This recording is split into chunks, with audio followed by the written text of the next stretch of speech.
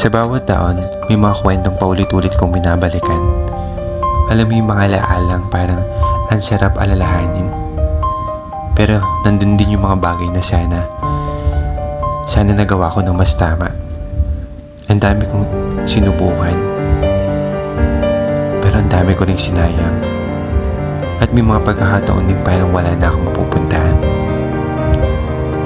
Pero sa gitna ng lahat ng iyon, natutunan ko na hindi kailangan maging perpekto ang bawat taon. Ang mahalaga, natututo pa rin ako. Basta kikilala ko ang sarili ko. At natututo akong magpatuloy kahit napakahirap.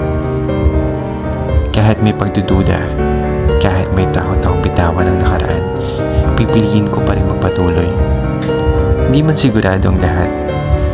Pipiliin ko magpursige, magtiwala, at mangarap muli. Sa mga susunod na araw, pipiliin kong maging mas matatag, mas totoo, at mas bukas sa lahat ng pwedeng mangyari. Dahil alam ko sa dulo, bawat taon ay isang bagong simula.